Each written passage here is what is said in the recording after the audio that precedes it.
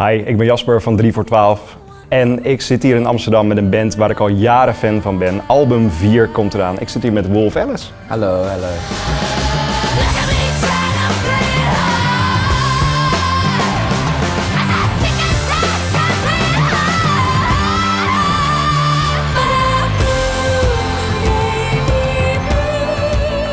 Let's talk about your dance moves first, Ellie, because I saw the video of Bloom Baby Bloom. I can't take the credit for the dances, that was all the brilliant dancers around me. I was just standing there. Yeah, it was all Colin really. He was the director, he's from Paris, and he collaborated with Ryan Heffington, the choreographer, and devised this piece that was kind of inspired by like some Fosse films and all that jazz, and came up with a really beautiful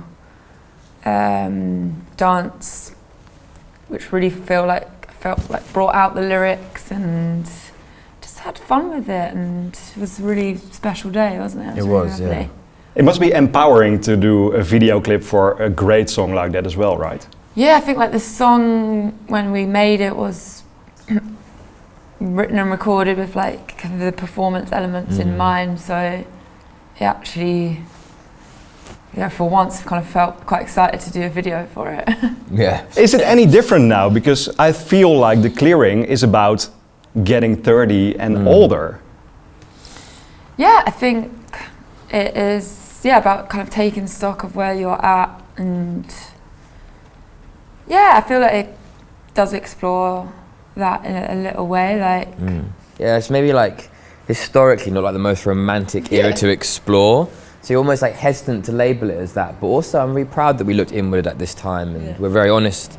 Andy's very honest with her songwriting as well, and so it's always going to be what we hope is a snapshot of the band we are, and that is, I'll be okay.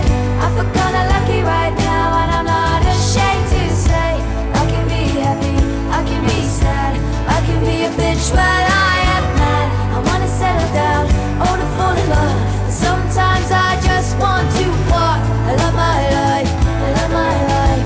Sometimes I just want to. But when I listen to a song like The Sofa, it brings back some big ambitions, but as well I want to lay down on that sofa.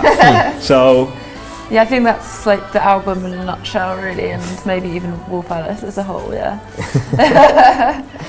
Yeah, that song was really fun to make, and yeah, kind of, yeah, it encompasses a lot of like the themes of the album, and also like the musical inspos that we were having at the time and enjoying. But sometimes when you're in the music business, it's a weird scene as well, because I'm just in radio, you're touring musicians, and when you're getting 30, all my friends are settling down or having children in a way. That's a topic on this record as well, and I think more artists are like 32, Charlie XCX, think about it all the time, is a song about that topic. King from Florence and the Machine is about that topic. Okay. Do you ever think about settling down and just chilling out? I think you can. I think some people can figure out a way to do both. Like, yeah, and like it's not those kind of thoughts and you know feelings aren't exclusive to like any industry or anything like that. I've got, you know, I talk about that kind of stuff with all my friends who do all kind of different things, and they're all from, you know, different walks of life and that. So. When I get there, a place and time where life brings me elsewhere, will I change my notion of self? In sickness and good health, I promise to love and cherish myself. I think it's the most vulnerable Wolf Alice song so far. Oh, really? It hits me in the heart. Yeah. Yeah, yeah. Yeah, I think I was just like having those conversations with a lot of people, a lot of friends, and thinking about it. And so maybe for me as a writer or whatever, if there's something playing on my mind a lot, then I kind of feels inevitable that I'm going to start exploring it in song form or whatever. So yeah. Yeah, I know all three, you know, me, Theo and Joff all heard the demo that Eddie sent of that song and heard the lyrics and we were just floored. Yeah, it's not too dissimilar. The original demo is not too dissimilar to how it's ended up. Wow. From the product, we didn't need anything. It was in its demo form. You could just tell how incredible it was. So yeah, we just tried to follow that sentiment and do justice to Eddie's songwriting with that song. I like that a lot of this record is inspired by the 70s.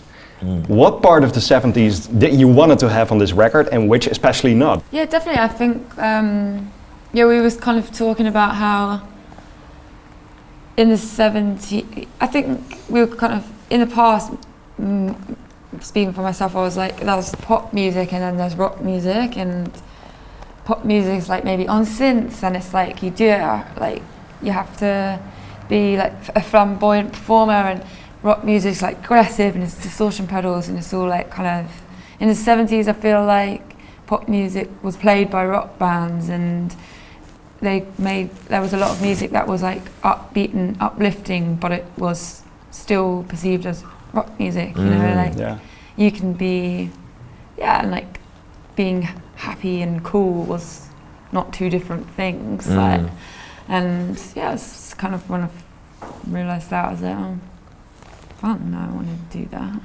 I remember like there was like almost like it was quite tribalistic what you listened to at school. Do you know what I mean? Like there was rock groups, there was the rap groups, and it was like you know that was your chosen kind of groups or whatever. But that just would just seem ridiculous to somebody like a 16-year-old now, I'm sure.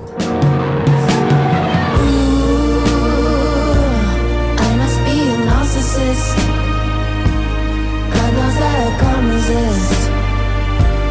To make a song and dance about it. I hear some Elton John, I hear some Lou Reed. Was there like a mood board for the clearing? Because there are so many vibes on this record. I mean, Ellie did send a message early on in the process that it was kind of like a vision that I don't feel like we started off with something like that on previous records. The clearing did feel like we kind of had these really exciting creative parameters that was a challenge to keep between. You know, when you've got like a computer and stuff and you're in your own room and stuff and you've got plugins, you can go in any direction you want. Yeah. So to choose one and stick to that was an exciting set of parameters. And so, yeah, I think that's what we had rather than just like, it's got to be 70s. There was like certain keywords and things or instruments you wanted to keep to, you know. And a bit of Axl Rose as well for you. I was interested in how he used his voice, or like how maybe there's like that kind of old school kind of rock and roll way of like singing in falsetto and like really like going for it. Like I think falsetto, I often alluded falsetto to like something delicate, and actually it can be really like rock. Sometimes like when we're in the studio and stuff and people like sing in a jokey way and I'm like, wait, that was really good. Like, why don't you do that behind the mic? Do you know what I mean? I was like, oh, let me see if there's a way to do that isn't a joke. You know, like we've been together for so long now that I don't feel like it's not going to be that embarrassing if I try something and it's shit, you know. So I think they will let me off. Like, was there some shit? Yeah, there's always. Yeah. But it's like if you don't try that. Yeah.